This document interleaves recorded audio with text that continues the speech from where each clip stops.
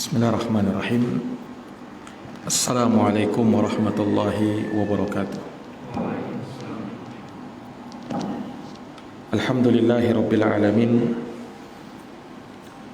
Wabihi nasta'inu ala umuri dunya waddin. Asyhadu an la ilaha illallah wahdahu la syarikalah.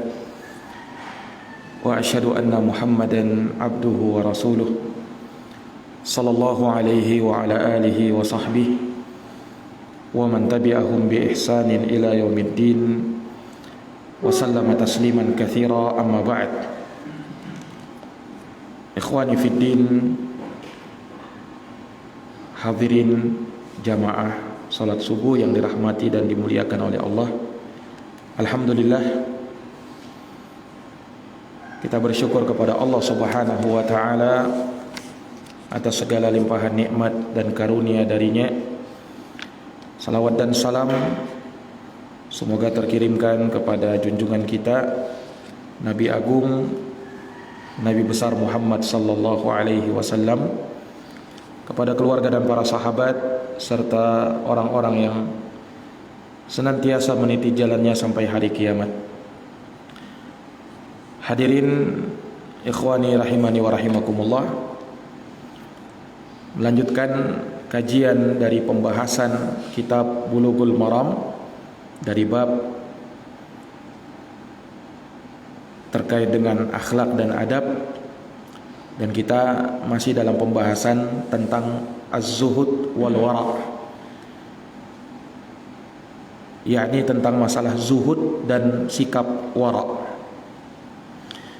di mana hadis pertama yang disebutkan oleh Al-Hafidz Ibnu Hajar adalah hadis An-Nu'man Ibnu Bashir radhiyallahu an, di mana beliau mendengar Rasulullah sallallahu alaihi wasallam bersabda dalam keadaan beliau mengisyaratkan dengan kedua jarinya menunjuk kepada telinganya, yang menunjukkan bahwa beliau mendengarkannya langsung dari Nabi sallallahu alaihi wasallam.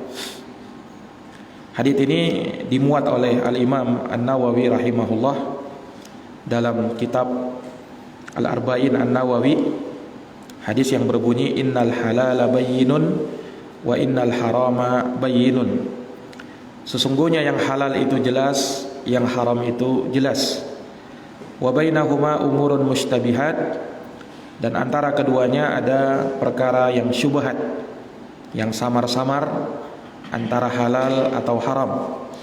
La ya'lamuhunna katsirun minan nas, hal tersebut banyak dari manusia tidak mengetahuinya. Faman ittaqa syubhat faqad istabra li dinihi wa irdihi.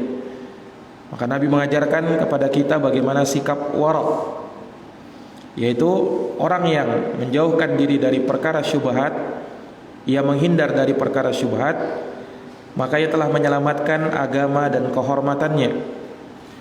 Wa man waqa'a fi syubhat waqa'a fil haram. Tapi siapa yang jatuh dalam perkara syubhat, maka dia akan jatuh dalam perkara yang haram. Karra'i yar'a haulal hima yushiku ayyaqa fihi. Persis seperti pengembala kambing yang mengembalakan kambingnya di daerah-daerah terlarang, sangat dikhawatirkan dia akan terjatuh ke dalamnya. Ala wa inna likulli malikin hima, ala wa inna himallahi maharimuh. Ketahuilah, setiap raja mempunyai daerah larangan, dan ketahuilah bahwa larangan Allah adalah perkara-perkara yang diharamkannya. Sampai di sini telah kita bacakan penjelasan terkait dengan hadis ini. Tersisa penggalan yang terakhir, yaitu sabda Nabi sallallahu alaihi wasallam, ala wa inna fil jasadi mudghah. Ketahuilah, sesungguhnya di dalam jasad manusia ada segumpal daging. Idza salahat salahal jasadu kulluh. Kalau dia bagus, dia baik, maka baik pula seluruh jasad. Wa idza fasada fasadal jasadu kulluh. Dan kalau dia rusak, maka akan rusak pula seluruh jasad. Ala wahyal qalbu, ketahuilah dia adalah hati manusia. Nah, penggalan hadis ini yang belum kita sempat jelaskan di pertemuan sebelumnya. Ikhwani fiddin, a'azzani Allah wa iyyakum. Hadis ini memberikan pelajaran kepada kita bahwa perkara yang hendaknya menjadi pusat perhatian seseorang di dalam dirinya adalah hatinya, yaitu terkait dengan kebagusan hatinya atau kejelekannya. Dia harus melihat dan memperhatikan hal tersebut. Apabila dia melihat hatinya rusak, hatinya kotor, maka dia berusaha untuk membersihkannya. Ia berusaha untuk menyehatkannya. Tapi manakala dia melihat hatinya, walhamdulillah diberikan taufik oleh Allah Subhanahu wa taala, maka dia berusaha untuk menjaga hati tersebut agar tetap istiqamah di atas agama Allah Subhanahu wa taala. Dia jaga jangan sampai terjerumus ke dalam maksiat, perkara-perkara yang diharamkan di dalam agama. Dia jaga dari perkara-perkara yang bisa merusak hatinya. Iya. Karena di dalam hadis ini Rasulullah sallallahu alaihi wasallam menegaskan bahwa di dalam jasad atau tubuh manusia ada segumpal daging, yang mana hal tersebut menjadi penentu baik tidaknya badan dan seluruh jasad kita. Oleh karenanya para ulama mengibaratkan hati itu bagaikan raja bagi seluruh anggota badan, sementara anggota badan yang lainnya merupakan serdadu-serdadunya, sehingga baik tidaknya serdadu-serdadu ini tergantung baik tidaknya sang raja. Jika sang raja baik, maka baik pula serdadu-serdadunya. Tapi jikalau sang raja rusak, maka rusak pula serdadu-serdadunya. Nah, itulah hati yang ada pada diri manusia. Kalau hatinya baik, maka akan baik pula seluruh jasad, seluruh tubuh kita. Tapi kalau hati rusak, maka akan rusak pula seluruh tubuh kita. Maka dia yang menjadi penentu, dia yang menjadi pusat perhatian seorang hamba pada dirinya. Kalau dia merasa tidak nyaman kalau ada salah satu dari anggota tubuhnya sakit, dia berusaha untuk segera mengobatinya. Ia berharap supaya sembuh darinya. Maka hati harus mendapatkan perhatian lebih daripada itu. Tapi terkadang sebagian orang hanya memperhatikan bahagian luar saja. Kalau dia sakit gigi luar biasa, bagaimana dia berusaha untuk menyembuhkannya, apa obatnya kira-kira. Demikian pula hal-hal yang lain dari anggota tubuhnya yang sakit, dia berusaha untuk bisa menyembuhkannya. Tapi banyak manusia yang tidak perhatian terhadap hati yang tidak sehat, hati yang sudah kotor, untuk bisa membersihkannya, untuk bisa mengobatinya. Nah, padahal Allah Subhanahu wa taala melihat seorang hamba, yang pertama dilihat oleh Allah adalah hati mereka. Makanya disebutkan di dalam hadis, Rasulullah sallallahu alaihi wasallam bersabda di dalam hadis riwayat Muslim, "Innallaha la yanzur ila suwarikum wa amwalikum." Allah itu tidak melihat kepada bentuk-bentuk rupa kalian, walakin yanzuru ila qulubikum wa a'malikum. Akan tetapi yang Allah lihat adalah hati-hati kalian dan amalan-amalan kalian. Hati-hati kalian dan amalan-amalan kalian. Ini yang Allah pandang, ini yang Allah lihat. Karena itu yang menjadi inti kebaikan seseorang. Kalau hatinya baik, insya Allah hal yang lain juga akan ikut baik. Tapi kalau hatinya rusak, maka yang lain pun akan ikut rusak. Maka seseorang itu tidak dilihat dari fisik atau lahiriahnya, tapi dilihat dari kalbu, hati yang ada di dalam dadanya. Nah, dan bukan tentunya yang dimaksud dengan kesehatan hati, kebaikan hati, kebagusan hati, ya, dengan makna sehatnya hati tersebut dalam pengertian tidak pernah merasakan sakit hati, ya, secara istilah kedokteran. Tidak.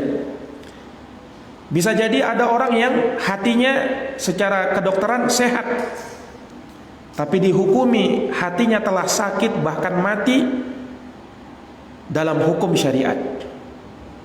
Dan bisa jadi ada orang yang secara kedokteran hatinya berpenyakit secara istilah kedokteran, tetapi ternyata dia adalah orang yang paling baik hatinya secara istilah syariat.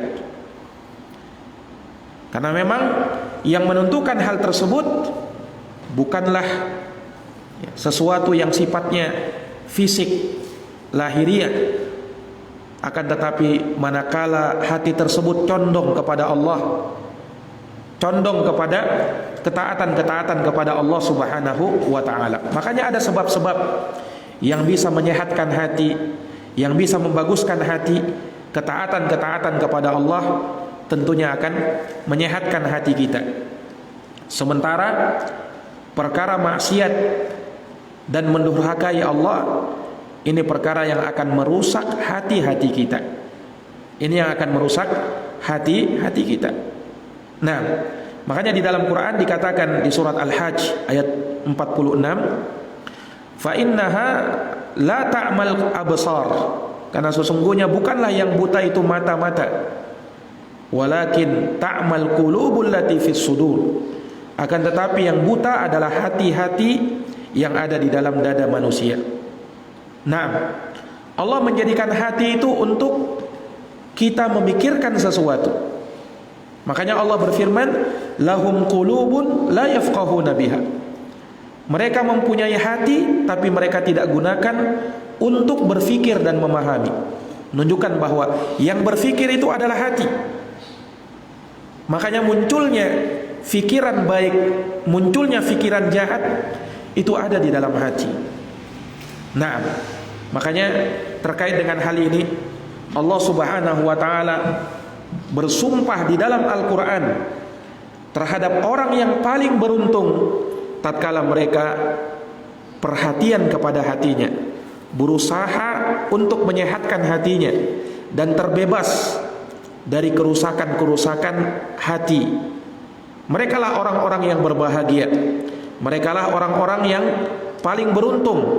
Disebutkan di dalam Al-Quran di surat Asy-Syams, di mana Allah membuka surat ini dengan sumpah-sumpah, wasyamsi wadhuhaha, demi matahari dan cahayanya di pagi hari, wal qamari idza talaha, demi bulan apabila mengiringinya, wan nahari idza jallaha, dan demi siang apabila menampakkannya, wal laili idza yaghshaha, demi malam apabila menutupinya, was samai wa ma banaha, demi langit beserta bangunannya, wal ardi wa ma tahaha, dan demi bumi serta hamparannya, wa nafsi wa ma sawwaha, demi jiwa serta penyempurnaan ciptaannya.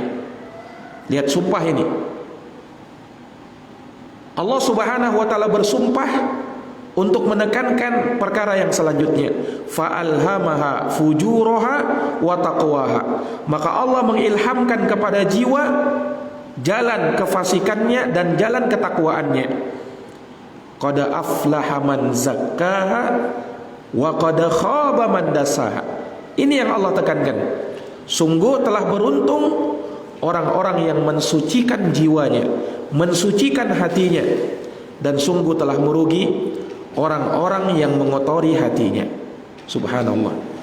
Ini ayat di dalam Al-Quran yang menunjukkan betapa Allah Subhanahu wa ta'ala melihat kepada seorang hamba kebahagiaan, keberuntungan dan keselamatan seseorang manakala ia betul-betul memperhatikan hatinya.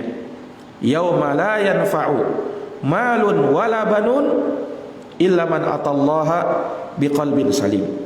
Hari yang tiada bermanfaat harta dan anak-anak di hari kiamat, kecuali siapa yang menghadap kepada Allah dengan hati yang selamat. Makanya para ulama membagi hati itu menjadi 3. Ada hati yang mati, ada hati yang berpenyakit, dan ada hati yang sehat.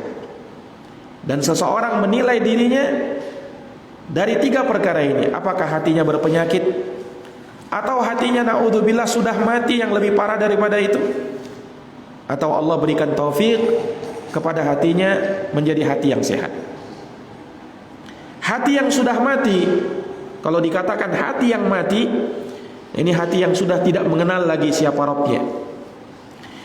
Ia selalu berjalan di atas hawa nafsunya, mencari kenikmatan duniawi semata, meskipun hal tersebut harus melanggar larangan-larangan Allah Subhanahu wa taala.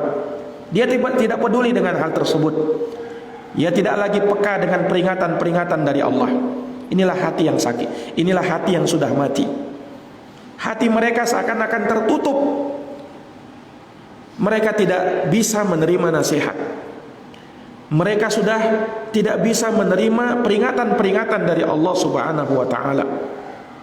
Inilah hatinya orang-orang kafir, orang-orang munafikin.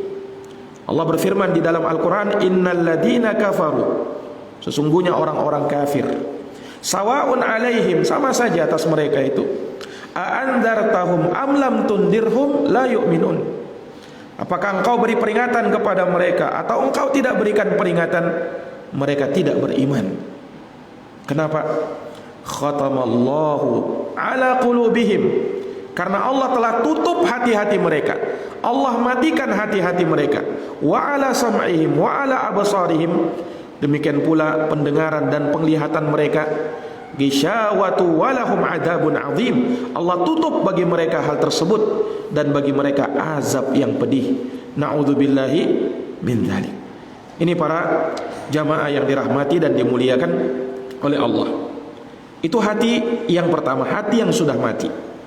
Hati yang kedua yang lebih ringan daripada itu, tapi tetap kalau ada pada diri seseorang, hendaknya ia menyadarkan dan menyembuhkan hati seperti ini, yaitu hati yang berpenyakit.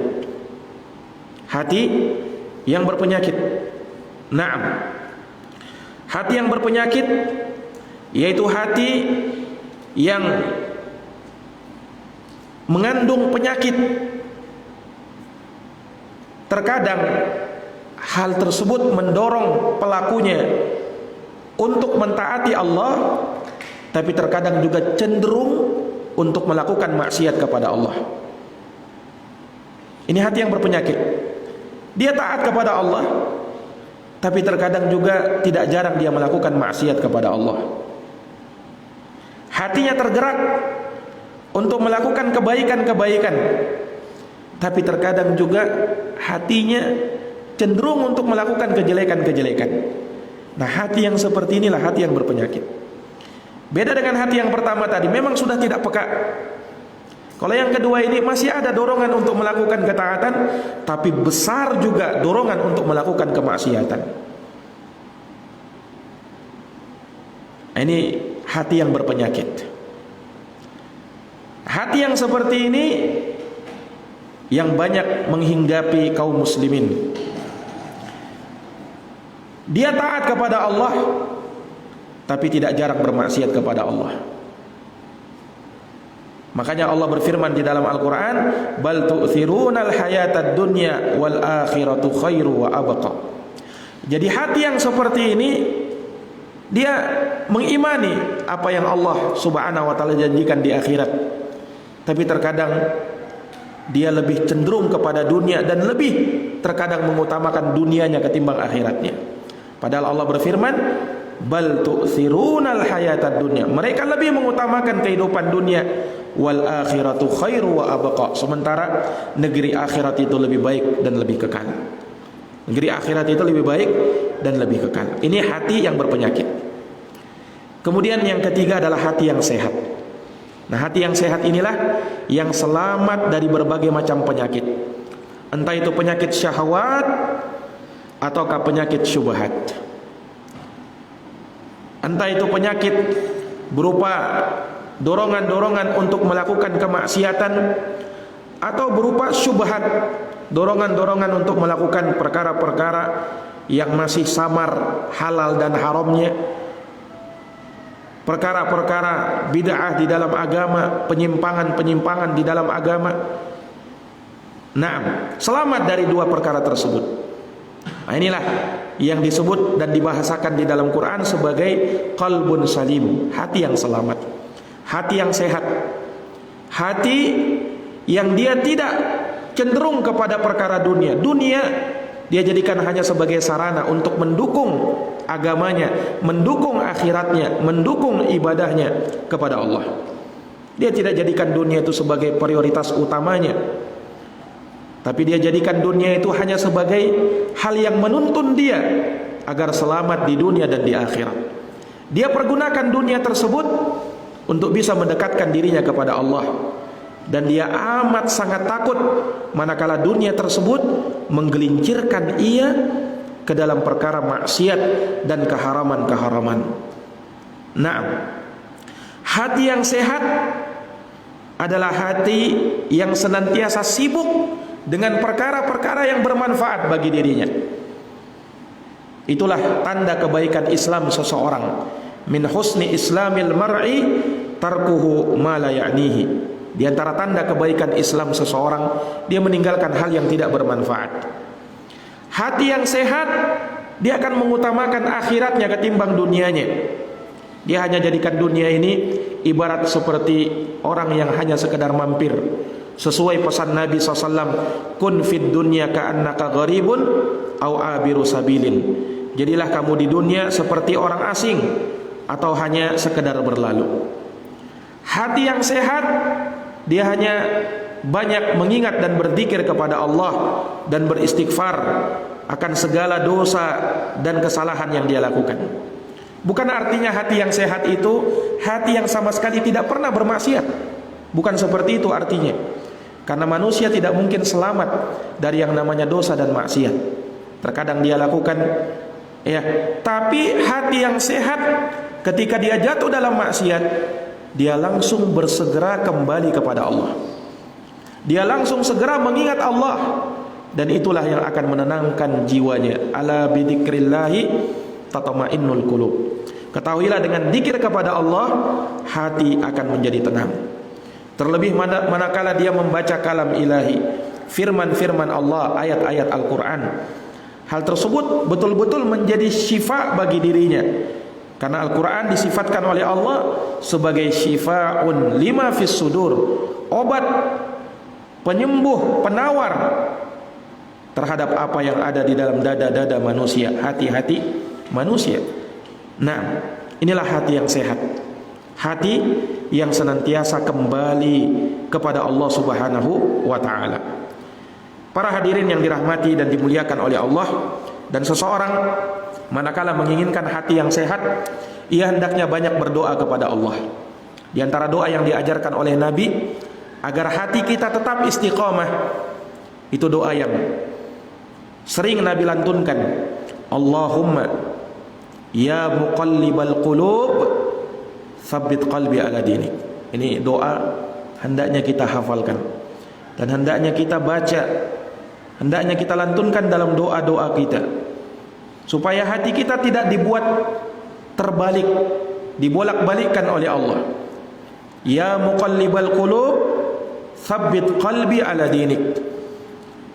Wahai yang membolak-balikkan hati manusia, balikkanlah hatiku untuk senantiasa mentaati dan taat di atas agamamu.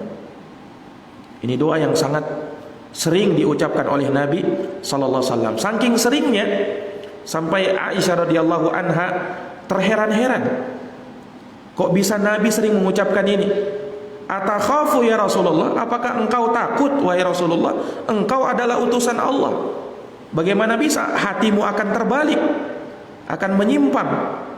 Engkau adalah utusan Allah. Apa kata Rasulullah? Ya Aisyah, wa ma yu'amminuni.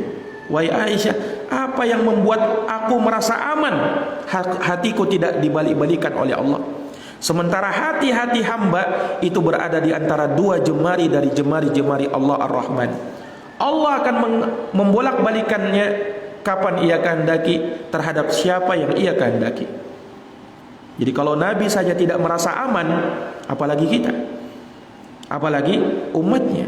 Jangan pernah kita merasa aman dari hal tersebut, karena bisa saja ada orang-orang yang dulunya istiqomah luar biasa, bahkan mungkin dia punya ilmu, alim, tapi bisa dibalikkan oleh Allah Subhanahu wa ta'ala. Karena seseorang tidak boleh merasa aman dari perkara tersebut. Kemudian dia juga dalam rangka untuk menyehatkan hatinya, dia menjauh dari mengkonsumsi harta-harta yang haram.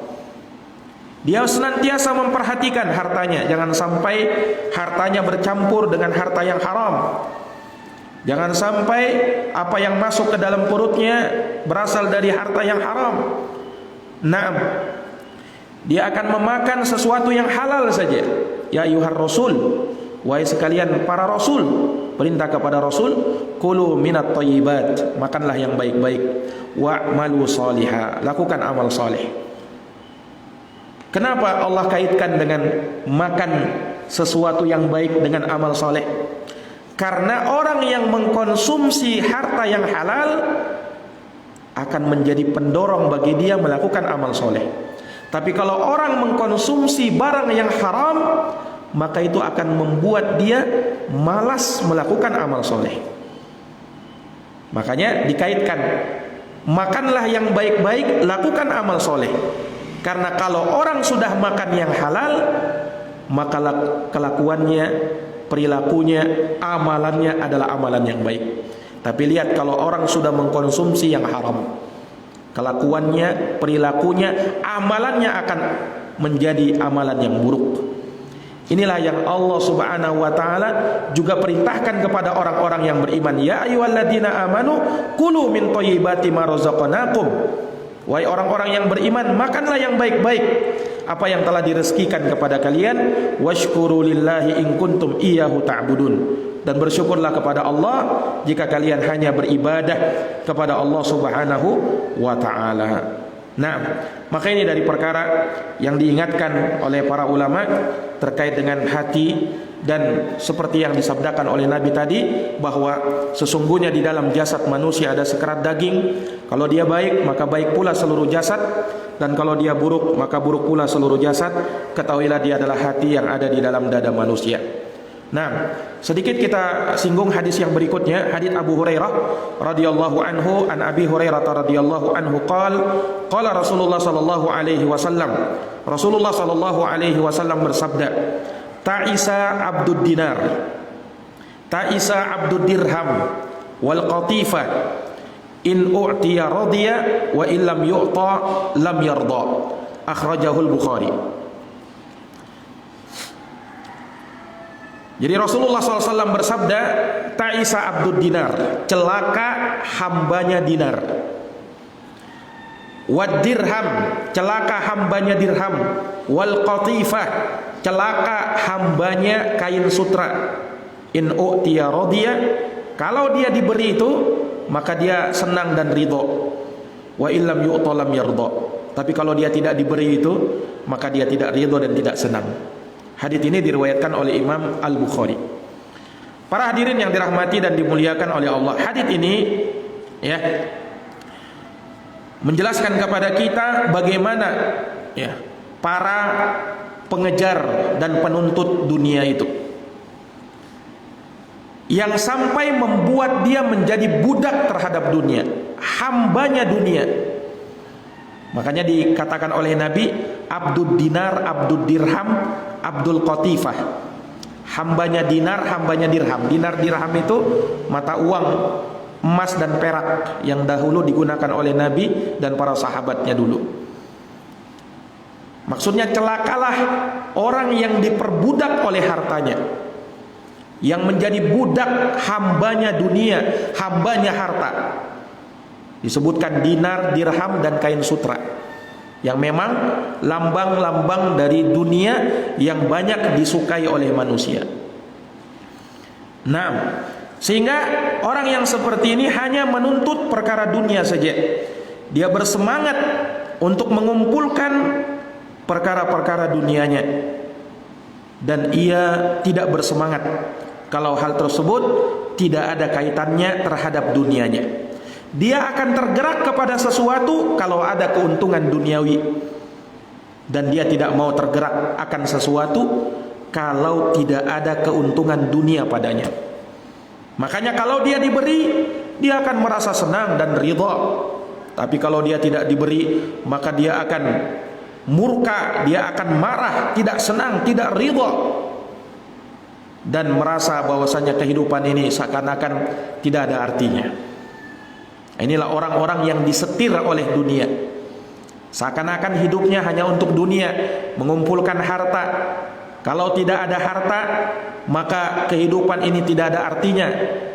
Tapi kalau ada harta, banyak harta, maka itulah kehidupan menurut dia.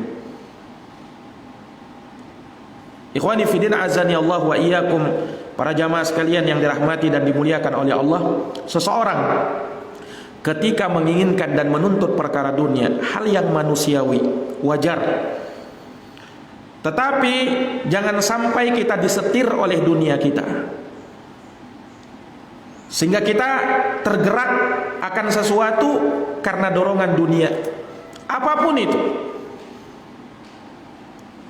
Sehingga dia akan menjadi tomak terhadap perkara dunia, menjadi rakus terhadap perkara dunia, tanpa memperhatikan norma-norma syariat lagi. Kalau orang sudah buta dengan dunia, apapun dia akan langgar, apapun dia akan lakukan, sekalipun itu harus mengorbankan agamanya. Orang sudah dibutakan oleh dunia seperti itu. Naam. Padahal dunia itu sesuatu yang hina, sesuatu yang rendah. Makanya disebut dunia. Dunia itu berasal dari kata dana yadanu, bahasa Arab itu, yang artinya rendah, hina. Dunia dinamakan dunia karena dia rendah dan hina.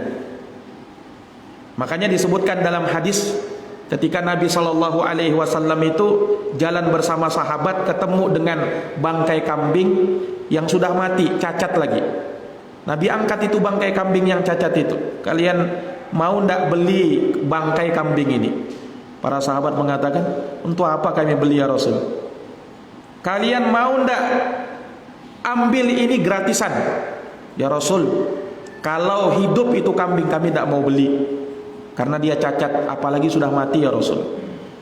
Maka Rasulullah mengatakan, la dunya ahwanu 'alallahi min hada 'alaikum. Dunia itu ketahuilah lebih hina di sisi Allah daripada kalian memandang hina bangkai kambing ini. Subhanallah. Itu kata Nabi SAW. Dunia itu dinamakan dunia karena dia dekat. Kenapa disebut dekat? Karena perkaranya dekat. Iya, perkaranya akan cepat hilang. Sebentar dia akan sirna, fana. Makanya kehidupan manusia akan kiamat. Entah kiamat sugro bagi dirinya sendiri, yaitu dengan datangnya kematian, itu kiamat bagi dia, atau kiamat kubro yang nanti di akhir zaman lenyapnya dunia ini. Nah, itulah yang ingin dicari oleh banyak manusia. Itulah yang mereka rela mengorbankan agamanya demi hal tersebut. Padahal kehidupan hakiki, kehidupan yang sebenar-benarnya kehidupan adalah di akhirat sana. Maka jadilah hamba-hamba akhirat dan jangan menjadi hamba-hamba dunia. Semoga Allah Subhanahu wa taala memberikan taufik kepada kita untuk berada di atas jalan kebaikan, dan semoga Allah Subhanahu wa taala memberikan kepada kita pahala dan keutamaan, serta menjadikan kita hamba-hamba yang senantiasa mentaati segala perintah Allah Subhanahu wa taala dan menjauhi segala larangan-larangan Allah Subhanahu wa taala. Demikian kajian yang mungkin bisa kami sampaikan di pertemuan subuh hari ini, semoga bermanfaat. Wallahu taala a'lamu bissawab. kita tutup dengan doa kafaratul majlis. Subhanakallahumma wa bihamdika asyhadu an la ilaha illa anta astaghfiruka wa atubu ilaik. Walhamdulillahi rabbil alamin. Wassalamu alaikum warahmatullahi wabarakatuh.